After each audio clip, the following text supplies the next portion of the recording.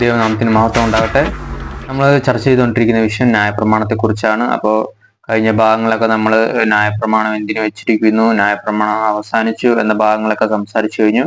ഇനി സംസാരിക്കാൻ പോകുന്നത് യേശു ന്യായപ്രമാണവും എന്നുള്ളൊരു ടോപ്പിക്കാണ് സംസാരിക്കാൻ പോകുന്നത്. അപ്പോൾ നമുക്ക് അത് സ്റ്റാർട്ട് ചെയ്യാം. യെശയ്യാ പ്രവചനം 25:7. അതിൻ്റെ കൂടെ തന്നെ വായിക്കേണ്ട ഒരു ലേഖനവും കൂടിയുണ്ട്. ഗലാത്യ ലേഖനം 3-ാം അധ്യായം അതിൻ്റെ 22 മുതൽ 26 വാക്യം വരെ. അപ്പോൾ ഞാൻ ആദ്യം യെശയ്യാവ് 25:7 വായിക്കാം. സകല വംശങ്ങൾക്കും ഉള്ള മൂടുപടവും സകല ജാതികളുടെയും മേൽ കിടക്കുന്ന മറവും അവൻ ഈ പർവ്വതത്തിൽ വെച്ച് നശിപ്പിച്ചു കളയും. ഈ വചനം പറഞ്ഞിരിക്കുന്നത് ഈ യഹൂദന്മാരെ കുറിച്ചല്ല, അല്ലെങ്കിൽ ഇസ്രായേലിനെ കുറിച്ചല്ല പറഞ്ഞിരിക്കുന്നത്, സകല വംശങ്ങൾക്കും ഉള്ള മൂടുപടം. അപ്പോ അവരെ കൂടാതെ മറ്റ് വംശക്കാരും എന്നുള്ളൊരു കോൺസെപ്റ്റിലേക്കാണ് യെശയ്യാ പ്രവാചകൻ ഇവിടെ സംസാരിച്ചു വെക്കുന്നത്. കാരണം ഇങ്ങനൊരു പ്രവചനമൊക്കെ അവിടെ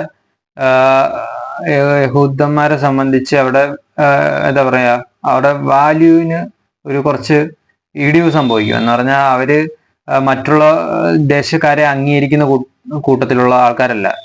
അവർക്ക് ദൈവം അവരുടെ അല്ലെങ്കിൽ അവരെയാണ് തിരഞ്ഞെടുത്തിരിക്കുന്നത്. മറ്റുള്ളവരൊക്കെ എന്താണ്, കൊടുംപാപികളാണ്, അല്ലെങ്കിൽ അവരോടൊക്കെ നമ്മൾ അകന്നിരിക്കണം എന്നൊക്കെ ഉള്ളൊരു കാഴ്ചപ്പാടിൽ അങ്ങനെ ഒരു സർക്കിൾ ജീവിക്കുന്ന ആൾക്കാരാണ്. അപ്പോൾ അവരോട് ഇത് യെശയ്യാ പ്രവാചകൻ പറയുവാണ്, സകല വംശങ്ങൾക്കും ഉള്ള മൂടുപടം സകല ജാതികളുടെയും മേൽ കിടക്കുന്ന മറവും. അപ്പോ നിങ്ങളെ മാത്രമല്ല, ദൈവത്തിന് സകല ദേശക്കാരെയും കുറിച്ചും പദ്ധതികളുണ്ട് എന്നും കൂടി ദൈവം അവരെ അറിയിക്കുകയാണ് യെശയ്യാ പ്രവാചകൻ മുഖാന്തരം.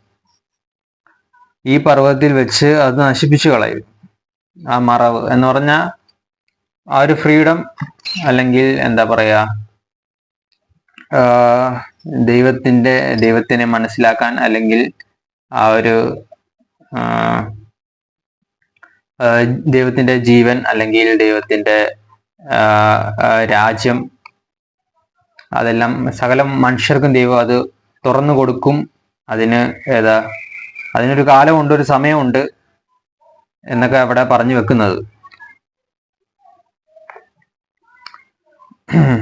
ഈ പർവ്വതത്തിൽ വെച്ച് നശിപ്പിച്ച് കളയും എന്നൊക്കെ പ്രവചനമായിട്ടാണ് വെച്ചിരിക്കുന്നത്. അത് ക്രിസ്തുവിലൂടെ ഈ പ്രവചനം നിറവേറ്റപ്പെട്ടതാണ്. എന്ന് പറഞ്ഞാൽ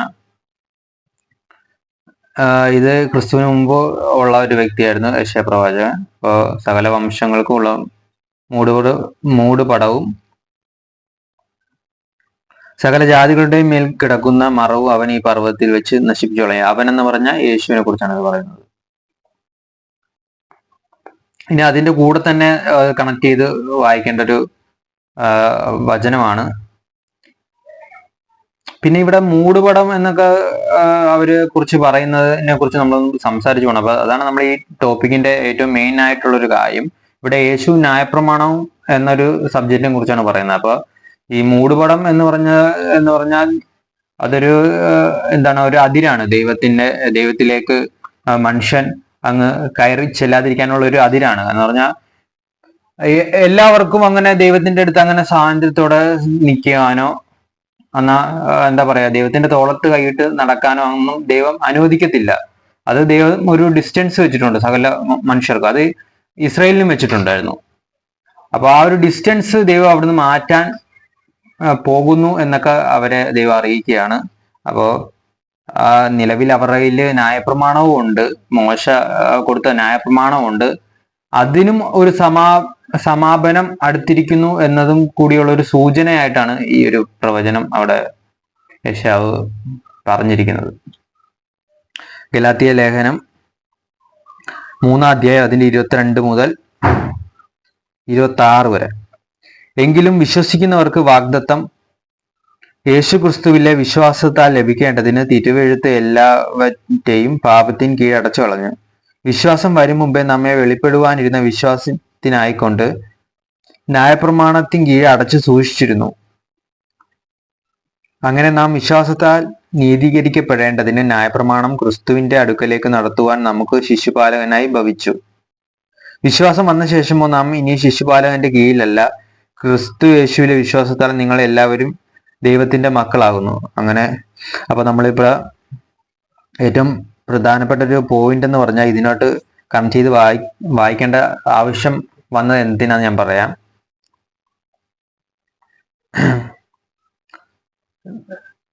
സകല മനുഷ്യരെയും ഏതാ പറയുന്നത്, ന്യായപ്രമാണത്തിൽ അടച്ചു സൂക്ഷിച്ചു ഇരിക്കുന്നു എന്നുള്ളൊരു വചനമുണ്ട്. ഇതിന്റെ എന്താണ് ഇത്, അക്ഷരാർത്ഥത്തിൽ എന്താണ് ഇത് ഇതിനകത്ത് നിന്ന് മനസ്സിലാക്കേണ്ടതെന്ന് പറയാം. ഇപ്പോ എന്നെ സംബന്ധിച്ചിടത്തോളം അല്ലെങ്കിൽ മറ്റുള്ളവരെ സംബന്ധിച്ചിടത്തോളം ഇപ്പോ സഭ ദൈവത്തിനെ കുറിച്ച് അറിയാം. സഭയ്ക്ക്, ക്രിസ്ത്യൻ സഭയ്ക്ക് ദൈവത്തെ കുറിച്ച് അറിയാം. ഒരുപാട് ആൾക്കാർ കൂടുന്ന ഒരു എന്താ പറയുക എണ്ണമുള്ളൊരു എന്താ പറയാ ഒരു കൂട്ടായ്മയാണ് ക്രിസ്ത്യൻ സഭ എന്ന് പറയുന്നത്. ഇപ്പോൾ എന്താ പറയാ ലോകത്തിൽ തന്നെ ഏറ്റവും കൂടുതൽ ആൾക്കാർ ഉൾക്കൊണ്ടിരിക്കുന്ന എന്താ പറയാ ഒരു വിശ്വാസം എന്ന് പറഞ്ഞത് ഇതാണ്, ക്രിസ്തു മതമാണ്. അപ്പൊ ഈ മതത്തിൽ വിശ്വസിച്ചിരിക്കുന്നവരെയും ഇനി വിശ്വസിക്കാൻ ഇരിക്കുന്നവരെയും കുറിച്ച് ഏതാ പറയുന്നത്, അവർ അനുവാദവും കൂടി ഇല്ലാതെ അവരെ ഇതിലേക്കാണ് ന്യായപ്രമാണത്തിന്റെ അടച്ചു സൂക്ഷിക്കൽ എന്നൊരു പദത്തിലേക്ക് അത് പിടിച്ചു വെക്കുവാണ്. മനസ്സിലായോ? ഇപ്പൊ ക്രിസ്ത്യാനികളെ സംബന്ധിച്ചിടത്തോളം കുഴപ്പമില്ല, അവർക്ക് ഇത് വായിക്കാൻ നേരത്ത് തൃപ്തിപ്പെടും. എന്താണ് എഴുതി വെച്ചിരിക്കുന്നത്, വിശ്വാസത്തിനായിക്കൊണ്ട് ന്യായപ്രമാണത്തിന് കീഴ് അടച്ചു സൂക്ഷിച്ചിരിക്കുന്നു. അതിന്റെ കുറച്ചും കൂടി എങ്കിലും വിശ്വസിക്കുന്നവർക്ക്, അത് ഗലാത്യ ലേഖനം 3:22 വായിക്കുന്നത്. എങ്കിലും വിശ്വസിക്കുന്നവർക്ക് വാഗ്ദത്തം യേശുക്രിസ്തുവിലെ വിശ്വാസത്താൽ ലഭിക്കേണ്ടതിന് തിരുവെഴുത്ത് എല്ലാവന്റെയും പാപത്തിൻ കീഴ് അടച്ചളഞ്ഞു. മനസ്സിലായോ? ഇവിടെ തിരുവെഴുത്ത് എല്ലാവനെയും അല്ലെങ്കിൽ സകലരെയും കണ്ടോ. ഈ ഒരു സ്വാതന്ത്ര്യം ഈ വചനം എടുക്കുന്നതിന്റെ ഒരു അർത്ഥമാണ് പറഞ്ഞത്. ഇത് ക്രിസ്ത്യാനികളെ മാത്രമല്ല ഇത് ന്യായപ്രമാണമായിട്ട് കണക്ട് ചെയ്തിരിക്കുന്നത്. ഇപ്പൊ മറ്റുള്ളവരുടെ ഒരു സ്വാതന്ത്ര്യമില്ല, അല്ലെങ്കിൽ ഇപ്പോ ക്രിസ്തുവിനെ വിശ്വസിക്കാത്ത ഒരു വ്യക്തിയുടെ എന്താ പറയുന്ന ഒരു സ്വാതന്ത്ര്യം ഉണ്ടല്ലോ, ആ ഒരു സ്വാതന്ത്ര്യത്തെയും കൂടി ഇത് കടന്നാണ് സംസാരിക്കുന്നത്. കാരണം നിങ്ങളെ ഉൾപ്പെടെ ഈ തിരുവെഴുത്ത് നിങ്ങളെ അടച്ചു സൂക്ഷിക്കുന്നു എന്നാണ് ഇതിനകത്ത് എഴുതി വന്നിരിക്കുന്നത്. നമ്മൾ എഴുതിയതല്ല, അതിന്റെ അർത്ഥമാണ് എഴുതി പറഞ്ഞത്. അപ്പോ വിശ്വാസത്താൽ യേശുക്രിസ്തുവിലെ വിശ്വാസത്താൽ വാഗ്ദത്തം യേശുക്രിസ്തുവിലെ വിശ്വാസത്താൽ ലഭിക്കേണ്ടതിന് തിരുവെഴുത്ത് എല്ലാവന്റെയും പാപത്തിൻ കീഴ് അടച്ചു കളഞ്ഞു. മനസ്സിലായോ? വാഗ്ദത്തം, ഒരു വാഗ്ദത്തം ഉണ്ട് സകല മനുഷ്യർക്കും ഏതാ പറയാ ഒരു നല്ലൊരു പുരോഗമനം, അല്ലെങ്കിൽ ഏതാ പറയാ നല്ലൊരു ഐശ്വര്യം ഉള്ള ഒരു ജീവിതം. അത് യേശുവിലൂടെ വരേണ്ടതിന് എല്ലാവരെയും വിശ്വാസം വരുന്നതിന് മുന്നോടിയായിട്ട്. മനസ്സിലായോ? അതാണ് അവിടെ മെയിൻ ആയിട്ടുള്ള പോയിന്റ്. എല്ലാവരും വിശ്വസിക്കത്തില്ല ക്രിസ്തുവിനെ, അല്ലെങ്കിൽ ദൈവത്തെ തന്നെ എല്ലാവർക്കും വിശ്വസിക്കാൻ ഇച്ചിരി മടിയുള്ള കൂട്ടത്തിലാണ്. അപ്പൊ നിങ്ങളെല്ലാവരെയും നിങ്ങൾക്ക് വിശ്വാസം വന്നിട്ടില്ല, ഇനി വരും. അത് നിങ്ങളിൽ ഒരു അത്ഭുതം പോലെ സംഭവിക്കും. നിങ്ങൾക്ക് വിശ്വാസം എന്നുള്ള ഒരു വരവും കൂടി നിങ്ങളുടെ ജീവിതത്തിൽ ഉണ്ടാകാൻ പോകുന്നു എന്ന് നിങ്ങൾ മനസ്സിലാക്കിക്കൊള്ളുക. അല്ലെങ്കിൽ നിങ്ങളിൽ ഏതെങ്കിലും ഒരു സുപ്രഭാതത്തിൽ നിങ്ങൾക്ക് പെട്ടെന്നൊരു എല്ലാരെയും വിശ്വസിക്കാൻ, അല്ലെങ്കിൽ ക്രിസ്തുവിനെ വിശ്വസിക്കാൻ ഒരു മനസ്സിലൊരു പ്രേരണ വരുക. അപ്പോൾ അത് വരുന്നതിന് മുന്നോടിയായിട്ട് എല്ലാവരെയും തിരുവെഴുത്ത് പാപത്തിൻ കീഴ് അടച്ചു കളഞ്ഞു എന്നാണ്. ഈ തിരുവെഴുത്ത് എന്ന് പറഞ്ഞാൽ ന്യായപ്രമാണം. ഈ ന്യായപ്രമാണത്തില് സകല മനുഷ്യരെയും പാപത്തിലാണ് അടച്ചു വെച്ചിരിക്കുന്നത്. ദൈവത്തിന്റെ തിരുവെഴുത്ത് എല്ലാവരെയും നിങ്ങളുടെ തുടർന്നുള്ള എന്താ പറയാ സൃഷ്ടി മുതലുള്ള നിങ്ങളുടെ തുടർന്നുള്ള ജീവിതം നിങ്ങളെ എല്ലാവരെയും ഏതാ പറയാ പാപത്തിൻ കീഴ് മുക്കി നിർത്തിയിരിക്കുകയാണ് ദൈവം. അതുപോലെ നിങ്ങൾ തന്നെ നിങ്ങളെ പരിശോധിക്കുക, അല്ലെങ്കിൽ നിങ്ങൾ മറ്റുള്ളവരെ വീക്ഷിക്കുക. അവരിൽ തെറ്റുകുറ്റങ്ങൾ എത്രത്തോളം ഉണ്ട്, അല്ലെങ്കിൽ നിങ്ങളിൽ എത്രത്തോളം തെറ്റുകുറ്റങ്ങളുണ്ട്, അത് എന്തുകൊണ്ടാണ് നിങ്ങളിൽ നിന്ന് വിട്ടുമാറാത്തത് എന്ന് ചോദിച്ചാൽ അതിനുള്ളൊരു അർത്ഥം അത് ദൈവത്തിൽ നിന്ന് സംഭവിക്കുന്നതാണ്. നിങ്ങളെ എല്ലാവരെയും കുറ്റക്കാരായിട്ടും തെറ്റുകാരായിട്ടും ദൈവം നിലനിർത്തിയിരിക്കുകയാണ്. അപ്പോ നിങ്ങൾക്ക് അതിൽ നിന്നൊരു മോചനം, അല്ലെങ്കിൽ അതിൽ നിന്നൊരു ഏതാ കുറ്റമില്ലാത്ത ഒരു അവസ്ഥയിലേക്ക് ദൈവം എത്തിക്കേണ്ടതിന് ആദ്യമേ കുറ്റമുള്ളവൻ ആക്കി വെച്ചിരിക്കുകയാണ് എന്ന് തിരുവെഴുത്ത് പറയുന്നു. ഞാനും അതിൽ വിശ്വസിക്കുന്നു. സഭയും ഇത് വിശ്വസിക്കാൻ ബാധ്യസ്ഥരാണ്. അപ്പോൾ അത് ഈ വചനത്തെ കുറിച്ച് നിങ്ങൾ ആഴത്തിൽ അന്വേഷിക്കണം. ഇതിൽ ഈ വചനത്തിൽ വല്ല കഥയുണ്ടോ എന്ന് നിങ്ങൾ അന്വേഷിക്കുക. ഇതിൽ കഥയോ ഉള്ളത് കൊണ്ടാണ് ഞാനിത് പറയാൻ തീരുമാനിച്ചത്. അപ്പോ വെറുതെ ഏതാ പറയാ പൊട്ടച്ചൊല്ല് പറയുന്നതല്ല, കാര്യം ഉണ്ടായിട്ടാണ് പറയുന്നത്. അങ്ങനെ നാം വിശ്വാസത്താൽ നീതീകരിക്കപ്പെടേണ്ടതിന് ഇവിടെ പ്രവൃത്തിയല്ല, മറിച്ച് ദൈവത്തിലെ വിശ്വസിക്കുന്നു എന്ന് പറഞ്ഞാൽ ദൈവം ഉണ്ടല്ലോ, ഇനി നമ്മൾ എന്ത് ചെയ്യും എന്ന്, ഇനി നമുക്ക് കുറ്റങ്ങളൊക്കെ മുന്നോട്ട് കൊണ്ടുപോകാൻ കഴിയുമോ എന്നൊക്കെ ഉള്ളൊരു ചിന്ത വരും. വിശ്വാസം വരുമ്പം ദൈവം ഇതെല്ലാം കാണുന്നുണ്ടല്ലോ എന്നുള്ളൊരു വിശ്വാസം വരും. ആ വിശ്വാസം നിങ്ങൾക്ക് വരുമ്പോൾ നിങ്ങൾ സ്വയം നിങ്ങളിൽ ദൈവത്തിന്റെ നീതീകരണം സംഭവിച്ചുകൊണ്ടിരിക്കും, നിങ്ങളുടെ ഹൃദയത്തിൽ സംഭവിച്ചുകൊണ്ടിരിക്കും. അത് നിങ്ങൾ കുമ്പസാരപ്പെടേണ്ട ആവശ്യമൊന്നുമില്ല. നിങ്ങളുടെ ഹൃദയത്തെ മുന്നിലത്തെ വചനങ്ങളൊക്കെ നമ്മൾ നേരത്തെ ഭാഗത്ത് പറഞ്ഞുകൊണ്ട് നിങ്ങൾക്ക് ന്യായപ്രമാണം നിങ്ങളുടെ ഹൃദയത്തിൽ എഴുതും എന്ന് ഉള്ള വചനങ്ങളൊക്കെ ഉണ്ട്. അപ്പോ ദൈവം അങ്ങനെ ഒരു പുതിയൊരു ഹൃദയം നിങ്ങൾക്ക് തരും. നിങ്ങളുടെ പഴയ ഹൃദയം അവിടെ തന്നെ ഇരിക്കും. എന്നാൽ നിങ്ങളുടെ ചിന്തകൾ മാറും, നിങ്ങളുടെ കാഴ്ചപ്പാടുകൾ മാറും, നിങ്ങളുടെ ദർശനങ്ങൾ മാറും, സ്വപ്നം മാറും, നടത്തത്തിന് വ്യത്യാസം ഉണ്ടാവും. അപ്പോ അങ്ങനെ സംഭവിച്ചു തുടങ്ങും. ആമേൻ. അങ്ങനെ നാം വിശ്വാസത്താൽ നീതീകരിക്കപ്പെടേണ്ടതിന് ന്യായപ്രമാണം ക്രിസ്തുവിന്റെ അടുക്കലേക്ക് നടത്തുവാൻ നമുക്ക് ശിശുപാലനായി ഭവിച്ചു. ഇതൊക്കെ നമ്മൾ മുന്നേ വായിച്ച ഒരു വചനമൊക്കെ തന്നെയാണ്. അപ്പൊ ഇവിടെ അറിയേണ്ടത്, ന്യായപ്രമാണം സകല മനുഷ്യരെയും പാപത്തിന് കീഴ് അടച്ച് സൂക്ഷിച്ചു വെച്ചിരിക്കുന്നു. അത് ഒരു ചങ്ങല പോലെ സകല മനുഷ്യരെയും അത് ചുറ്റി വളഞ്ഞു വെച്ചിരിക്കുകയാണ്. ഇത് എന്താ പറയുന്നത്, ഇതൊരു മിത്തായിട്ടോ അല്ലെങ്കിൽ ഒരു കൾട്ടായിട്ടോ നമുക്ക് തോന്നിപ്പോവെങ്കിലും ഇതിലൊരു സത്യമുണ്ട്. എന്ന് പറഞ്ഞാൽ നമുക്ക് സകല മനുഷ്യരെ നമുക്ക് തൂക്കി നോക്കിയാൽ അറിയാം, അല്ലെ? ഈ കുറ്റങ്ങൾ എന്ന് പറഞ്ഞാൽ ഓരോ ദിനം പ്രതിയും അതിനൊരു അന്ത്യമില്ല. വലിയ വലിയ കൊടും ക്രൂരതകൾ നമ്മൾ ഓരോ ദിവസം വാർത്തയിൽ അറിയുന്നതാണ്. അപ്പോൾ ഇങ്ങനെയൊക്കെ ഇരിക്കുമ്പോ ഇത് എന്താണ്, അവർക്ക് അതിൽ നിന്ന് അവർക്ക് അങ്ങനെ അരുത് എന്ന് പറയാൻ ആരെങ്കിലും ഉണ്ടോ? അത് ഒരു മെയിൻ ആയിട്ട് നമ്മൾ ചിന്തിക്കേണ്ട കാര്യമാണ്. അവര് ഇതിനകം മുന്നിട്ട് ഇറങ്ങുമ്പോഴും കുറ്റകൃത്യങ്ങൾ ചെയ്യാൻ മുന്നിട്ട് ഇറങ്ങുമ്പോഴും അവരെ അരുതെന്ന് പറയാൻ ആ സമയം അവരിൽ ആരും തന്നെ ഉണ്ടാകത്തില്ല. എന്നാൽ സ്വന്തം കൃത്യത്തിൽ തന്നെ അങ്ങനെ ഒരു അവരുളപ്പാട് ഉണ്ടാകുമ്പോൾ അവര് അതിൽ നിന്നൊക്കെ പിന്മാറും എന്ന് വിശ്വസിക്കുക. അപ്പോ ഹൃദയത്തിൽ സംസാരിക്കാൻ നമ്മളെ കൊണ്ട് കഴിയില്ല. അത് അങ്ങനെ ഒരു മനുഷ്യനെയൊക്കെ നമുക്ക് പിടിച്ചു നിർത്താൻ നമ്മളെ കൊണ്ട് കഴിയില്ല. നമുക്ക് കുറ്റത്തിന് ശിക്ഷ വിധിക്കുക എന്നുള്ള ഒരു അറിവ് മാത്രമേ നമുക്കുള്ളൂ. അല്ലെങ്കിൽ കുറ്റകൃത്യങ്ങൾ നടക്കാതിരിക്കാനുള്ള മുൻകരുതലുകൾ എടുക്കുക എന്നുള്ളതിനെ കുറിച്ചൊക്കെയുള്ളൂ നമുക്ക് ഒരു ഐഡിയ. അല്ലാതെ അവരുടെ ഹൃദയത്തിൽ നല്ലത് വരണേ എന്ന് നമുക്ക് പ്രാർത്ഥിക്കാനേ കഴിയത്തുള്ളൂ. എന്നാൽ അവിടെ ദൈവം തന്നെ പ്രവർത്തിച്ചാലേ അതിൽ നിന്നൊക്കെ ഒരു പരിഹാരം കണ്ടെത്താൻ കഴിയുള്ളൂ. അപ്പോ മനസ്സിലാക്കുക, സകല മനുഷ്യരും പാപത്തിന് കീഴടച്ച് എല്ലാവരെയും പാപികളാക്കി വെച്ചിരിക്കുന്നു. അത് ദൈവത്തിന്റെ ഒരു മിടുക്കാണ്, അല്ലെങ്കിൽ ദൈവത്തിന്റെ ഒരു ദൈവത്തിന്റെ ഒരു സൃഷ്ടിയുടെ ഭാഗമായി എന്നാണ് എഴുതി വച്ചിരിക്കുന്നത്. അപ്പോ എഴുതി വെച്ചിരിക്കുന്നത് നമ്മൾ അപ്പാടെ നമുക്ക് അതങ്ങനെ കൈയടിച്ച് പാസ്സാക്കാൻ കഴിയുമോ എന്നൊക്കെ നമുക്ക് ചിന്തിക്കാം. എന്നാൽ അങ്ങനെ എഴുതി വെച്ചിരിക്കുന്നു എന്ന് മനസ്സിലാക്കുക. നമുക്ക് ഈ ഒരു വചനം മാത്രം നമ്മുടെ കയ്യിലുണ്ട്. അപ്പൊ നമുക്ക് ഇത് വായിച്ച് നമുക്കത് പിന്നെയുള്ള ഇൻഫർമേഷൻസ് ഒക്കെ നമുക്ക് തപ്പിയെടുക്കാം അതിൻ്റെ അകത്ത് നിന്ന്. അല്ലാതെ നമുക്ക് വേണേ വിശ്വസിക്കാം, അല്ലെ വിശ്വസിക്കാതിരിക്കാം. എന്തായാലും ജീവിതത്തിൽ നടക്കേണ്ട കാര്യങ്ങളൊക്കെ നടക്കും. ആമേൻ.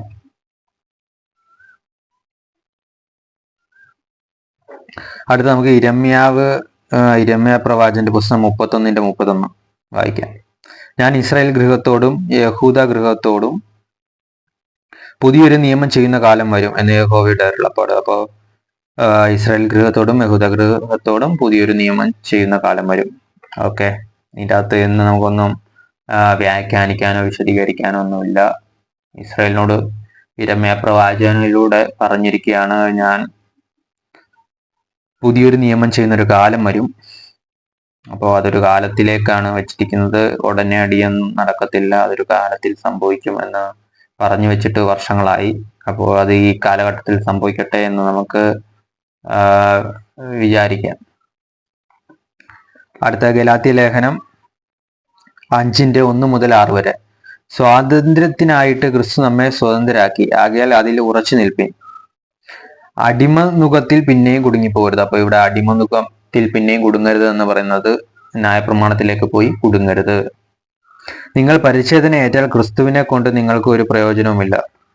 അപ്പോൾ പൗലോസാണ് ഗലാത്യർക്ക് ലേഖനം എഴുതിയത്. അപ്പോൾ പരിച്ഛേദന ഏറ്റാൽ ക്രിസ്തുവിനെ കൊണ്ട് നിങ്ങൾക്ക് ഒരു പ്രയോജനവുമില്ല എന്ന് പൗലോസായ ഞാൻ നിങ്ങളോട് പറയുന്നു. അപ്പോൾ പൗലോസിന്റെ പേര് ഉൾപ്പെടെ അപ്പോൾ അവിടെ എഴുതി വെച്ചിട്ടാണ് പുള്ളി അത് പറഞ്ഞു വെച്ചിരിക്കുന്നത്.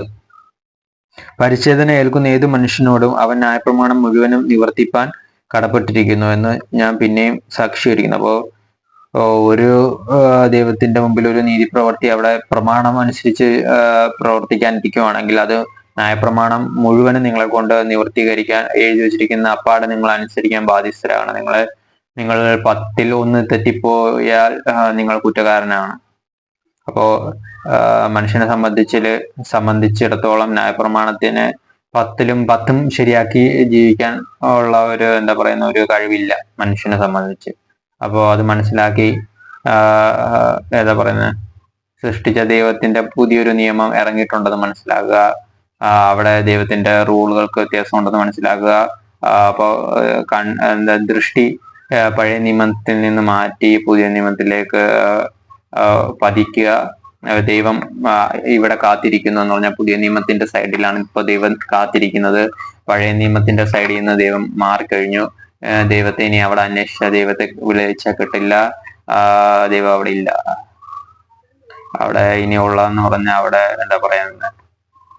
അന്ധകാരം മാത്രമേ ഉള്ളൂ എന്ന് പറഞ്ഞാൽ പൈശാചികമാണ്. കാരണം ഇനി അതിനെ അന്വേഷിക്കാൻ പോയി കഴിഞ്ഞാൽ ദൈവം ഇല്ലല്ലോ, ആ സൈഡിൽ ദൈവം ഇല്ലല്ലോ. അതുകൊണ്ട് നമ്മുടെ യുക്തി അനുസരിച്ച് നമ്മൾ ചിന്തിക്കും, പ്രവർത്തിക്കും. നമ്മൾ ചിന്തിച്ച് പ്രവർത്തിക്കുന്നത് പലതും പൈശാചികമായി കൺവെർട്ട് ചെയ്യാറുണ്ട്. അത് മനസ്സിലാക്കുക. നമ്മൾ ചെയ്യുന്ന സകല പ്രവൃത്തി, നമ്മൾ ചിന്തിക്കുന്ന സകല പ്രവൃത്തിയും ഒരു വിശുദ്ധിയോ അല്ലെങ്കിൽ ഒരു വെളിച്ചമോ പല കാര്യത്തിലും ഉണ്ടാകാറില്ല എന്ന് നമ്മൾ ചിന്തിക്കേണ്ട ഒരു വിഷയമാണ്. ഇനി നമുക്ക് താഴോട്ട് വായിച്ചു പോകാം വചനം. ഗലാത്യ ലേഖനം 5 അധ്യായം അതിന്റെ 1 മുതൽ 6 വരെ. അതാണ് നമ്മളിപ്പോ വായിച്ചത്.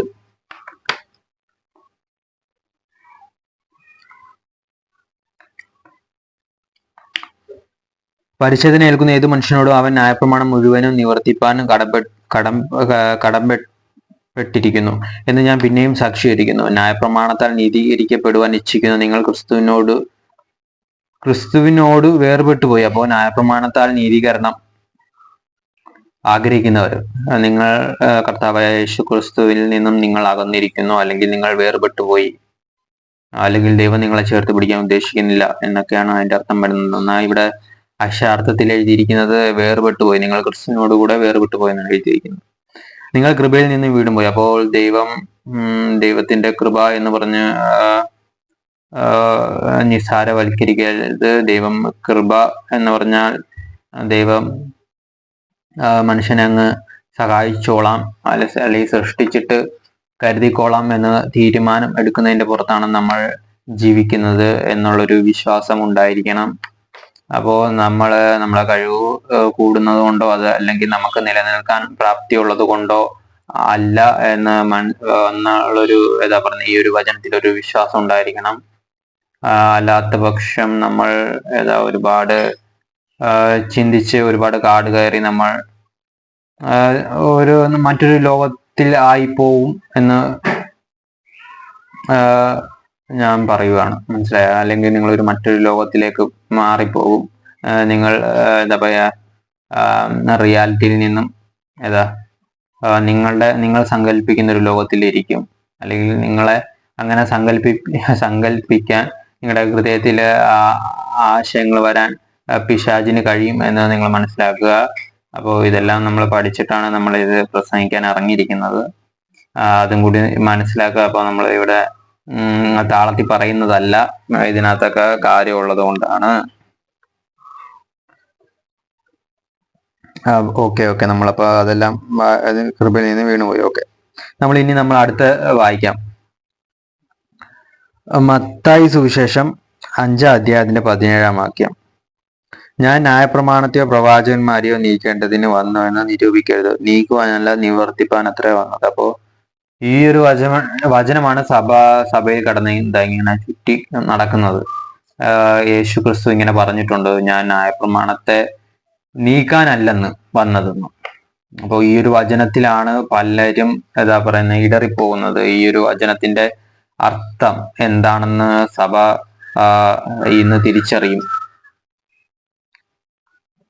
അതിന്റെ കൂടെ തന്നെ നമ്മൾ റോമാലേഖനം 10-ാം അധ്യായം അതിന്റെ 4-ാം വാക്യം കൂടി വായിക്കേണ്ടതാണ്. റോമാലേഖനം 10-ന്റെ 4 കൂടി ചേർത്ത് വായിക്കേണ്ടതാണ്. അപ്പൊ ഞാൻ മത്തായി സുവിശേഷം 5-ാം അധ്യായം അതിന്റെ 17-ാം വാക്യം ഒന്നും കൂടി വായിക്കാം.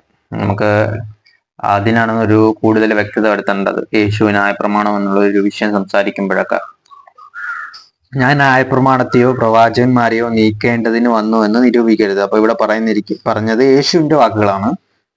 പറഞ്ഞിരിക്കുന്നത് ന്യായപ്രമാണം, പ്രവാചകന്മാർ, നേരത്തെ വായിച്ച യേശാവ്, ഇരമ്യാവ്, എസ്കേല്, അവരുടെ വാക്കുകളും മോശയുടെ വാക്കുകളും എല്ലാം നീക്കേണ്ടതിന് വന്നു എന്ന് നിങ്ങൾ വിചാരിക്കരുത്.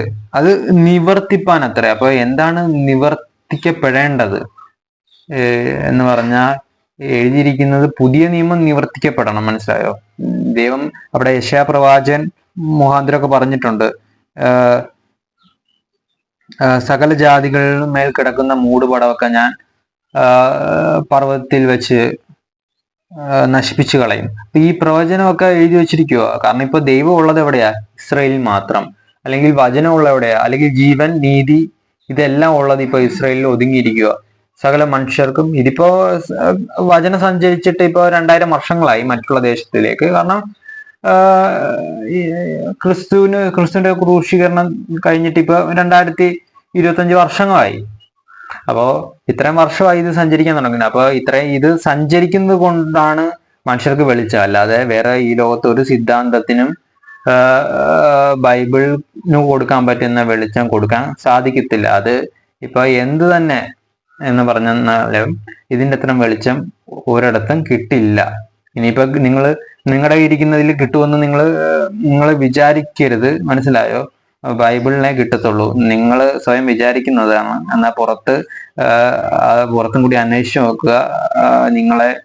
നിങ്ങളെയും നിങ്ങളുടെ സിദ്ധാന്തത്തെയും ഏത് നിലവാരത്തിലാണ് ലോകം തന്നെ വിലയിരുത്തുന്നത് നോക്കുക. അപ്പോൾ ലോകം ഏറ്റവും അനുഗ്രഹിക്കപ്പെട്ടതിനെയാണ് വിലക്കുന്നത് എന്ന് വിചാരിക്കരുത്. ഏറ്റവും ദുഷ്ടതിനെയും ലോകം എന്താ പറയാ വിധിക്കുമെന്ന് മനസ്സിലാക്കുക. അപ്പോ നിവർത്തിപ്പാനത്ര. അപ്പോ ഈ പ്രവാചകന്മാരെല്ലാം സംസാരിച്ചിരിക്കുന്നത് പുതിയൊരു നിയമം വരുമെന്ന് നമ്മൾ എഴുതിയിട്ടുണ്ട്. ഇരമ്യാ പ്രവാചകൻ പറഞ്ഞിട്ടുണ്ട് പുതിയൊരു നിയമം ചെയ്യുന്ന കാലം വരുമെന്നൊക്കെ. ഇരമ്യാവ് 31:31 പറയുന്നുണ്ട്. അപ്പൊ ഈ ഒരു നിയമം ചെയ്യണം. ഈ നിയമം ചെയ്താൽ മാത്രമാണ് ഇപ്പോ ഞാൻ ഉൾപ്പെടെയുള്ളവർ ഇങ്ങനെ സംസാരിക്കാൻ ഒരു അവസരം ഉണ്ടാകുന്നത്. അല്ലെങ്കിൽ ഞാനും വെളിച്ചത്തെ കുറിച്ച് സംസാരിക്കില്ല. ഞാനും എൻ്റെ ഒരു ലോകത്തില്, ഈ ലോകത്തിൽ ഞാനും എൻ്റെ മുഖങ്ങൾ അനുസരിച്ച് സഞ്ചരിക്കും. ഇത് തന്നെ മറ്റുള്ളവർ ചിന്തിക്കാറുള്ളൂ. കാരണം യേശു ജീവിതത്തിൽ ഒരു എന്താ പറയുന്ന ഒരു ഡോർ ഓപ്പൺ ചെയ്ത് വെച്ചിട്ട് സഞ്ചരിപ്പിക്കുന്ന ഒരു രീതിയുണ്ട്. അതാണ് ഏറ്റവും കൂടുതൽ എന്താ പറയുന്ന വെളിച്ചവും നമുക്ക് എന്താ പറയുന്ന ഒരു രക്ഷയും, അല്ലെങ്കിൽ എന്താ പറയുന്ന നമുക്ക് ഒരു നിലനിൽപ്പ് ഉണ്ടാകില്ല. ഈ നിലനിൽപ്പ് എന്നൊക്കെ അവിടം വരെയൊക്കെ ചിന്തിക്കണമെങ്കിൽ തന്നെ ഒരു ചെറിയ സാമാന്യ ബോധം മാത്രം പോരാ. മനസ്സിലായോ? നിലനിൽപ്പ് എന്നൊക്കെ പറഞ്ഞാൽ ഒരു വലിയ അർത്ഥമുള്ള വാക്കുകളാണ്. ഈ നിലനിൽക്കുക എന്ന് പറയുന്നത്, ഞാൻ പറയാം, ഇപ്പൊ ഒരു കുഞ്ഞു കുട്ടീനെ സംബന്ധിച്ചോ അല്ലെങ്കിൽ ഏതാ പറയുന്ന ഒരു ചുമ്മാ എന്ന് പറയണ്ട, ഇപ്പൊ ഒരു സ്കൂളിലോ അല്ലെങ്കിൽ നല്ലൊരു കോളേജിലോ ഒക്കെ പഠിക്കുന്ന ഒരു കുട്ടീനെ സംബന്ധിച്ച് നിലനിൽപ്പ് എന്താണെന്ന് പറഞ്ഞു കഴിഞ്ഞാൽ അവർക്ക് ഇത് കൃത്യമായിട്ട് അതിന്റെ അർത്ഥം പറയാൻ കഴിയില്ല. അപ്പോൾ നിലനിൽപ്പ് എന്നത് പറയുന്നതാണ് ഏറ്റവും പ്രധാനപ്പെട്ട ഒരു പോയിന്റ്. കാരണം നമ്മള് വളരെ കഷ്ടപ്പെട്ട് ബുദ്ധിമുട്ടിയിട്ടൊക്കെ ഇവിടം വരെയൊക്കെ പറയാ ജീവിതത്തിന്റെ പല മേഖല വരെ നമ്മൾ എത്തിപ്പെട്ടു അല്ലെ. അപ്പോ ഇതങ്ങ് കളഞ്ഞ് നശിപ്പിക്കുക എന്ന് പറയുന്നത്, അങ്ങനെ കഷ്ടപ്പെട്ട് എത്തിയവർക്ക് അതിന്റെ വാല്യൂ അറിയാം. അപ്പൊ ഈ വാല്യൂ നമ്മൾ ജീവിതത്തിന്റെ ഏതെങ്കിലും ഒരു മൂല കൊണ്ട് കളഞ്ഞാൽ എങ്ങനെ ശരിയാവും അല്ലെ. അപ്പോ ആ വാല്യൂ ഒക്കെ മനസ്സിലാക്കുന്നവർക്ക് അറിയാം നിലനിൽപ്പ് എന്താണെന്ന്. അപ്പോ ഇത് അത്രയ്ക്കും വെളിച്ചമുള്ളവരിലേക്കാണ് ഈ സുവിശേഷം എത്തുകയുള്ളൂ. അല്ലെങ്കിൽ അവരാണ് ക്രിസ്ത്യാനി, അല്ലെങ്കിൽ അവരാണ് സഭയുടെ ഭാഗം. അല്ലാത്ത ഒരു മനുഷ്യനെയും സംബന്ധിച്ചിടത്തോളം നിങ്ങൾ എന്ത് തന്നെ നിങ്ങൾ വിശ്വസിച്ചെന്ന് പറഞ്ഞാലും ഒരു ക്രിസ്ത്യൻ സഭ അല്ലെങ്കിൽ ഒരു ക്രിസ്ത്യാനി ചിന്തിച്ചിരിക്കുന്നതിന്റെ അത്ര പോലും നിങ്ങൾ ചിന്തിച്ചിട്ടില്ല. കാരണം അവർക്ക് അറിയാവുന്ന വെളിച്ചവും അല്ലെങ്കിൽ അവർക്ക് നിൽക്കുന്ന ഒരു നിലനിൽപ്പ് എന്ന ഇപ്പൊ പറയാം. നമ്മള് പലപ്പോഴും ഈ നമ്മുടെ ഒരു പേരുണ്ടല്ലോ, ഒരു ക്രിസ്ത്യൻ പേര് തന്നെ വെച്ച് പറഞ്ഞാലും ഓരോരുത്തരും ഓരോ തോന്നിയാസം കാണിച്ചിട്ട് ഓരോ പണി മേടിക്കുന്നവരുണ്ട്. അവരൊക്കെ പോട്ടെ എന്ന് പറയാ. എന്നാൽ നിലനിൽക്കുന്നവരെ നിങ്ങൾ ശ്രദ്ധിച്ചു നോക്കുക. അവർക്കറിയാം എന്താണ് വെളിച്ചമെന്ന്.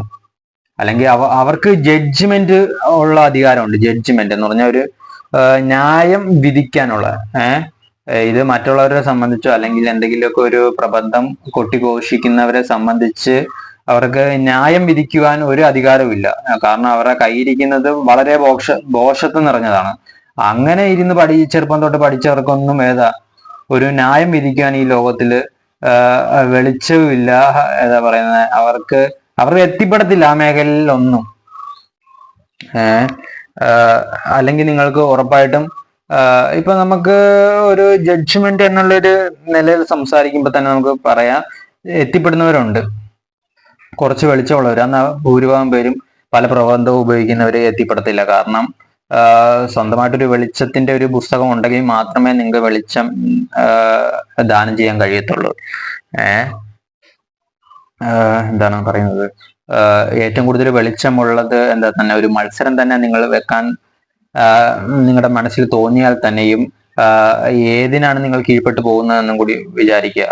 ക്രിസ്തുവിന്റെ വചനത്തിനാണോ അതോ നിങ്ങളുടെ പ്രബന്ധത്തിനാണോ? നിങ്ങൾ എവിടെ നിങ്ങൾ കീഴ്പ്പെട്ടു പോകുന്നതെന്ന് നിങ്ങൾ മനസ്സിലാവും. നിങ്ങൾ ക്രിസ്തുവിന്റെ വചനത്തിന് മുമ്പിലും നിങ്ങൾ വെളിച്ചത്തിന് മുമ്പിലും നിങ്ങൾ നിങ്ങളുടെ വാല്യൂ വളരെ വളരെ കുറയും. അപ്പോ മത്തായി സുവിശേഷം നമ്മൾ വായിച്ചത് നീക്കുവാനല്ല നിവർത്തിപ്പാനല്ല വന്നതെന്ന് പറഞ്ഞത്. അപ്പോ റോമാലേഖനം നമുക്ക് വായിക്കുമ്പോൾ വിശ്വസിക്കുന്ന ഏവനും നീതി ലഭിപ്പാൻ ക്രിസ്തു ന്യായപ്രമാണത്തിന്റെ അവസാനമാകുന്നു. മനസ്സിലായോ? പൗലോസ് പറഞ്ഞിരിക്കുകയാണ് ക്രിസ്തു ന്യായപ്രമാണത്തിന്റെ അവസാനമാകുന്നു. അപ്പോ നീക്കേണ്ടതിന് വന്നു വിചാരിക്കരുത്, നീക്കുവാനല്ല നിവർത്തിപ്പാനാണ്. എന്നിട്ട് പൗലോസ് പറയുന്നു ക്രിസ്തു ന്യായപ്രമാണത്തിന്റെ അവസാനമാകുന്നു. അവസാനമായി സ്ഥാനത്തിന് നീക്കം വരണ്ടേ? മനസ്സിലായോ? നീക്കേണ്ടതിന് വന്നു എന്ന് നിരൂപിക്കരുത്, നീക്കുവാനല്ല നിവർത്തിപ്പാൻ. അത്ര ഈ അവസാനം വന്നു കഴിഞ്ഞാൽ പിന്നെ അതിനകത്ത് നിന്ന് അത് നീക്കുവാണോ ചെയ്യുന്നത് അല്ലോ നിവർത്തിക്കുകയാണോ ചെയ്യുന്നത്? മനസ്സിലായോ? ക്രിസ്തു ന്യായപ്രമാണത്തിന്റെ അവസാനമാകുന്നു. ഇനി ന്യായപ്രമാണത്തിന് എന്തെങ്കിലും ചെയ്യാനുണ്ടോ നമ്മുടെ ജീവിതത്തിലോ അല്ലെങ്കിൽ ദൈവിക കാര്യങ്ങളിലോ? ന്യായപ്രമാണത്തിന് ഇനി എന്തെങ്കിലും ചെയ്യാനുണ്ടോ? ന്യായപ്രമാണത്തിന് ഒന്നും ചെയ്യാൻ കഴിഞ്ഞില്ല, ഇനിയൊന്നും ചെയ്യാൻ കഴിയില്ല. കാരണം അത് സമയം കഴിഞ്ഞു, അതിന്റെ പ്രവൃത്തി അത് കഴിഞ്ഞു, അത് മടങ്ങിപ്പോയി. അത് ക്രിസ്തുവിനോടുകൂടെ വന്നതാണ്. മനസ്സിലായത്? ദൈവം അരുളിച്ചതാണ്, മോശയോട് അരുളിച്ചതാണ്. അത് ക്രിസ്തുവിനോട് കൂടിയതാ. അത് ക്രിസ്തു തന്നെ അതിനെ തിരിച്ചു കൊണ്ടുപോയി എന്ന് നിങ്ങൾ മനസ്സിലാക്കുക. അത് എഴുതിപ്പെട്ടത് തന്നെ ദൈവത്തിന്റെ സാന്നിധ്യത്തിലാണ്. അത് എഴുതിപ്പെട്ടവൻ അത് തിരുത്തി കഴിഞ്ഞാൽ അതിന് ശിക്ഷ അനുഭവിക്കണം. ആ തിരുത്തുകലും ദൈവം തന്നെ അങ്ങ് തിരുത്താൻ തീരുമാനിച്ചു. അപ്പോ മനുഷ്യൻ കണ്ടത് തിരുത്തുന്ന ഒരാളെ കണ്ടു. ആ തിരുത്തുന്ന ആള് അങ്ങ് പിടിച്ചു ക്രൂശിച്ചു. ഓക്കെ, ദൈവം തന്നെ എഴുതി, ദൈവം തന്നെ മരിച്ചു. അപ്പോ നമ്മള് അതിന്റെ കുറ്റം ഏറ്റെടുത്തിട്ടില്ല. എഴുതി വെച്ച ആള് തന്നെ അതിനുള്ള കൂലി മനുഷ്യരിൽ നിന്ന് തന്നെ നിങ്ങൾക്ക് എന്തായാലും എന്റെ പോക്കറ്റിൽ നിന്ന് വന്ന് ഇതാ പറയുന്നത്, എന്തോ ഒരു വാക്കുണ്ടല്ലോ, ഒരു പഴഞ്ചൊല്ലുണ്ട്, ഒന്നെങ്കിൽ കളരിക്കകത്ത് അല്ലെങ്കിൽ ആശാന്റെ നെഞ്ചത്ത് എന്നൊരു ചൊല്ല് നമ്മൾ പണ്ട് കേട്ടിട്ടുണ്ട്. അപ്പോ ആശാന്റെ നെഞ്ചത്ത് തന്നെ നമ്മൾ ആ ന്യായപ്രമാണം ചുരുട്ടി മടക്കി വെച്ചു കൊടുത്തു. ക്രിസ്തു അത് സന്തോഷത്തോടു കൂടെ അത് സ്വീകരിച്ചു. വചനം എല്ലാം എഴുതിയിരിക്കുന്നത് അങ്ങനെ തന്നെയാണ്. പ്രവാചക പുസ്തകങ്ങളിലൊക്കെ എഴുതിയിരിക്കുന്നത് അങ്ങനെ തന്നെയാണ്. ക്രിസ്തു ക്രൂശിക്കപ്പെടുവാൻ വേണ്ടിയാണ് ഭൂമിയിലേക്ക് വന്നത്. അപ്പോൾ നമ്മൾ ഇതൊരു പുതിയ കാര്യം ആയിട്ട് നമുക്ക് തോന്നുന്നില്ല. അത് ക്രിസ്തു അതിനു വേണ്ടിയിട്ടാണ് വന്നത്. അത് അറിഞ്ഞുകൊണ്ടാണ് ക്രിസ്തുവിന്റെ ചെറുപ്പം കാലം തൊട്ട് ക്രിസ്തു അത് ജീവിച്ചു തുടങ്ങിയത്. ക്രിസ്തു ഒരു സമയമാകുമ്പോൾ ക്രിസ്തു ക്രൂശിൽ കയറുമെന്ന് ക്രിസ്തു അറിഞ്ഞുകൊണ്ട് തന്നെയാണ് ജീവിച്ചത്. അപ്പോ നമുക്ക് അതില് പറയാനുള്ളതെന്ന് പറഞ്ഞാൽ, ന്യായപ്രമാണം ക്രിസ്തു വരെ എന്നുള്ള കാര്യമാണ് പറയാനുള്ളത്. അത് കഴിഞ്ഞാൽ ന്യായപ്രമാണം അടയ്ക്കപ്പെട്ടു എന്ന് മനസ്സിലാക്കുക. ആമേൻ.